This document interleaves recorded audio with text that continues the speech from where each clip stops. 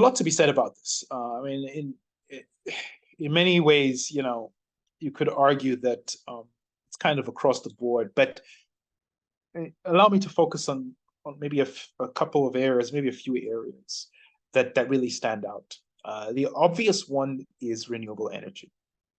I've already addressed this and discussed this, but the potential for renewable energy production in Africa, not just for domestic needs, but also for export, is just immense. Absolutely immense.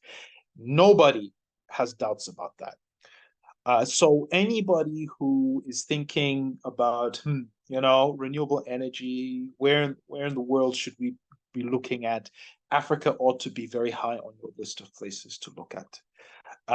That is not to say it is easy. That is not to say you can just go there and make things magically happen, but energy right up there. Another one that is very quickly coming through now especially over the last sort of 12, 18 months, is this issue of critical minerals. So critical minerals are things like lithium, manganese, copper, cobalt, and other mineral resources that go into the production of batteries, EV batteries, and are in general, and pardon the pun, they are critical to the whole green transition. This whole global green transition doesn't happen without these critical minerals. Now, it's hard to get a concrete figure on this, but the statistic that's kind of generally accepted is that Africa is home to around a third of global mineral reserves. So that's critical and non-critical minerals, and a huge chunk of those are so-called critical minerals. The continent is also actually quite heavily underexplored. So it is very likely that what we currently know about the deposits and reserves that the continent has is actually a massive underestimation of what's really there. And what you're seeing is that much of the world is actually, I was going to say scramble, but that's not the right word. Much of the world is rushing now to get their hands on this. And we're seeing huge amounts of investment from every part of the world, including, the big powers, the US's, the Chinas of this world, the Europeans, et cetera, et cetera. And a lot of African countries are very quickly wising up to this and understanding that, this critical minerals issue is not only a massive investment opportunity, but because of its centrality to the green transition, also a huge opportunity to drive economic development. By that, I'm particularly talking about the value chain, because we all know that that mining does not exactly have a particularly distinguished history in Africa in terms of its contribution to the continent's well-being, to put it mildly.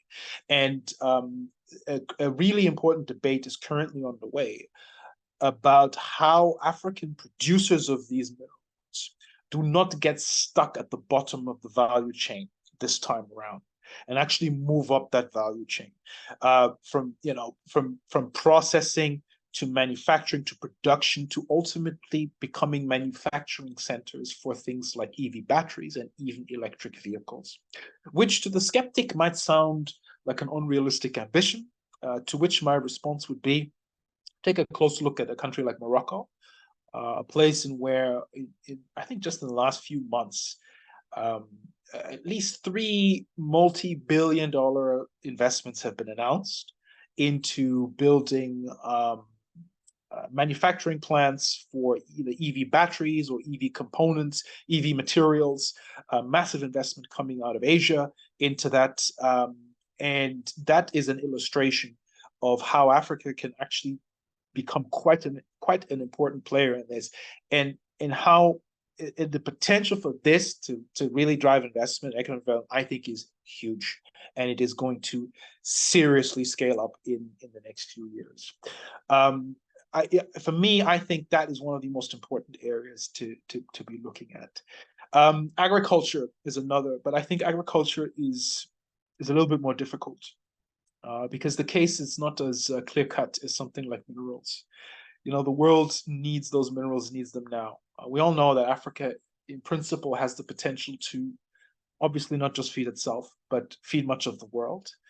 But the agriculture sector, it's one of those really tough nuts to crack. I'm not an expert in it, but my what I do know about it is that there's still a lot of work to be done to really get investment going. But that is obviously, right, an area that ought to be a focus.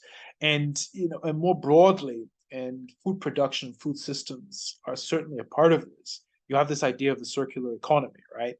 That instead of just produce and waste, what you do is you bring it back together and you reuse as much as possible in the production of goods, the production of crops and foods, or whatever it might be. At early days in Africa, early days globally, to be honest, in that respect. But those are also areas in which we're definitely going to see some movement in the coming years. I'm not going to be too bullish about it. It's a difficult one. It's difficult to predict how it's going to go. But things will certainly happen to a lesser or greater degree. And for me, I would say those are some of the most important opportunities to be cognizant of at this point.